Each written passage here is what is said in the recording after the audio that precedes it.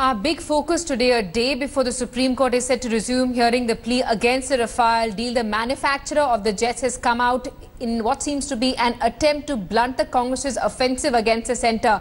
A day after the central government filed documents before the top court sharing details of the controversial deal in a sealed envelope, the CEO of Dassault Aviation, Eric Trappier, has refuted Congress's charges of fraud in the deal.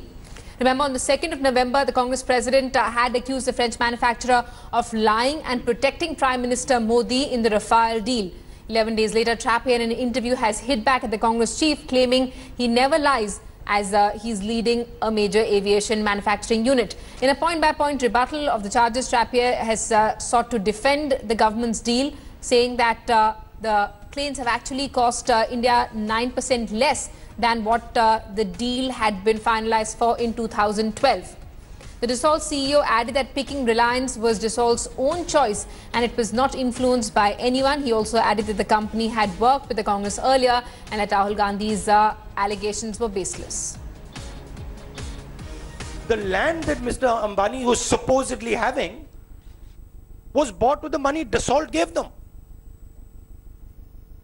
Why is the Dassault CEO, number one, why is he lying? Who is he protecting? There's only one person the Dassault CEO is protecting. And that's the person who runs this country. That is Mr. Narendra Modi. I don't lie. The truth, everything I declared before, all the statements I made are the truth. I can confirm to you today, and I don't have the reputation to lie. And when you are in my position as a CEO, you don't lie. देखिए, Rafale is a open and shut case. Open and shut case. And there is only one man, एक ही व्यक्ति है. Well, actually दो हैं. Partnership है. Anil Ambani and Narendra Modi. I took the decision to continue with Reliance and HL, which I know well. They even said in the last few days that they were not interested to be part of Offset. So it has been done by my decision and the decision of Reliance together to go ahead to invest in a new private company. पूरे हिंदुस्तान को मालूम है कि नरेंद्र मोदी जी ने 30,000 करोड़ रुपए हिंदुस्तान की जनता का पैसा, हिंदुस्तान के एयरफोर्स का पैसा अनिल अंबानी की जेब में डाला है. We are not putting the money in Reliance. We are putting the money in the joint venture. In this joint venture, I put my know-how free of charge. We have our executive editor Gaurav Sawant, who's with us live from our newsroom. Gaurav, Trappier here says that the reason why they decided to tie up with Reliance is because HAL was not interested in the partnership. This is in contradiction to statements that have been coming out from former HAL chiefs saying that they had the ability to take on this project and that they would have benefited from it. So there are two aspects to it according to what the Dassault CEO says. He claims that HAL was to be a partner when 126 aircraft were to be manufactured in India, out of which, and he's given out details of the UPA deal that 18 were coming to India in a flyaway condition, 108 in knockdown condition to be assembled here, and the remaining to be manufactured here by HAL.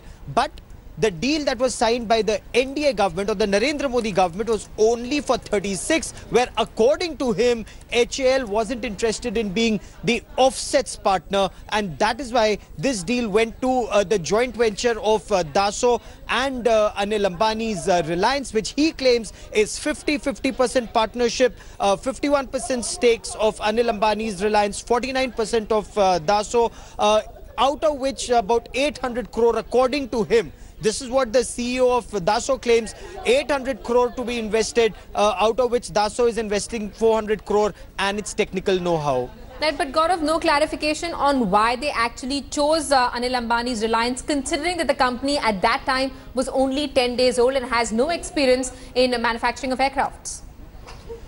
You're spot on there. The explanation given by the Dassault CEO was that even under the UPA deal, they were in talks on offsets or private partnership along with HAL with Reliance. But that, of course, was Mukesh Ambani's Reliance and not Anil Ambani's Reliance. But subsequently, in the NDA deal, this, according to him, was a decision taken due to certain factors like airport, land, and that is where manufacturing of the offsets. So not of the Rafale aircraft, but Falcon is another, aircraft of which some parts are to be manufactured by the private industry in India as part of offsets, incidentally, which he claims that there are 30 companies with whom there are agreements. Reliance is one of those 30. All right, thanks so much for that, Gaurav. We're going to keep coming back to you for more. After Dassault CEO Eric Trappier in an interview slammed Congress chief Rahul Gandhi, claiming that he never lies because he's the head of a major aviation unit and heads of major aviation units don't lie, a mega political face-off has broken out. The Congress party has now slammed the Dassault CEO defending its chief.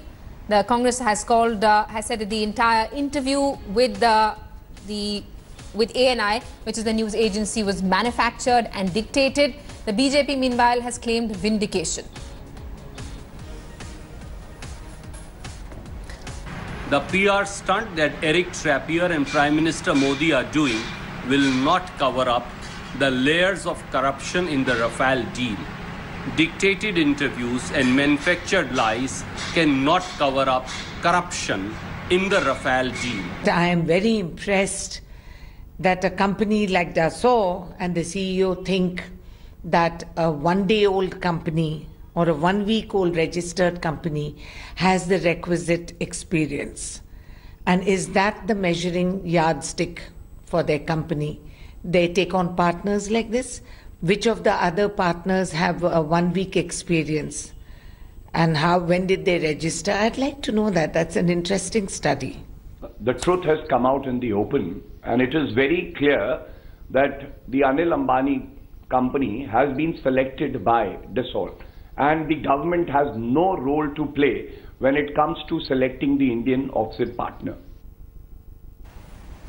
All right, we have NCP leader Majid Memon who's with us on the phone line. Mr. Memon, what do you make of the timing of this interview? It comes a day after the Supreme Court submitted a few documents before the Supreme Court in a sealed envelope, where sources say the price of the aircraft has still not been mentioned, and a day before the Supreme Court is set to hear the matter again.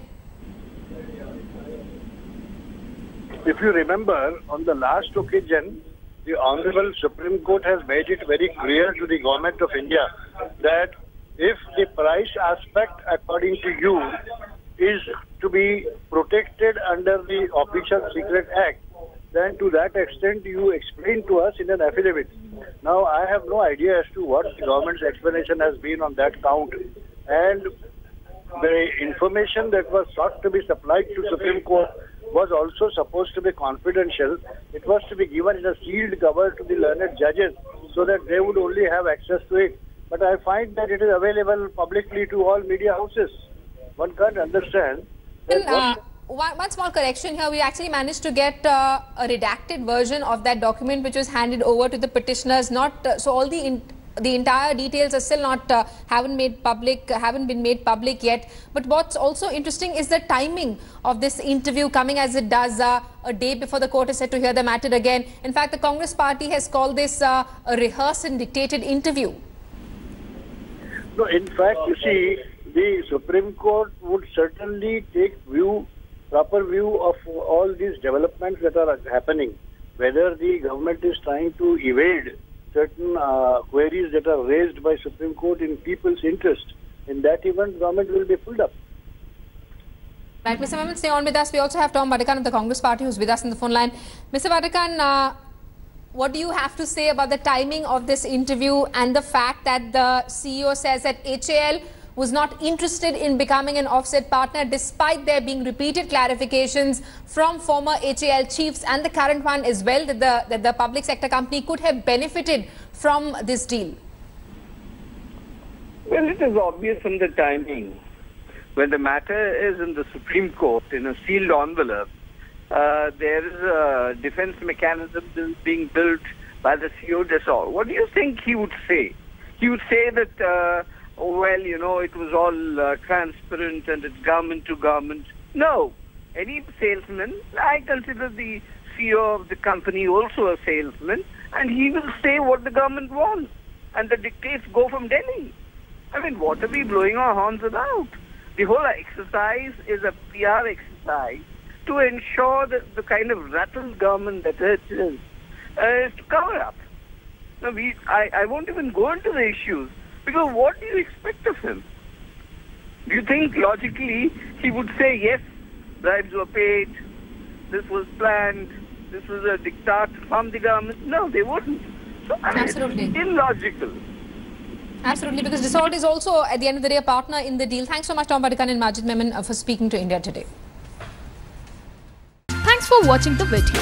For more such news and updates, please like, share and subscribe to India Today. Also check out our other great videos from our channel. We know you will love to.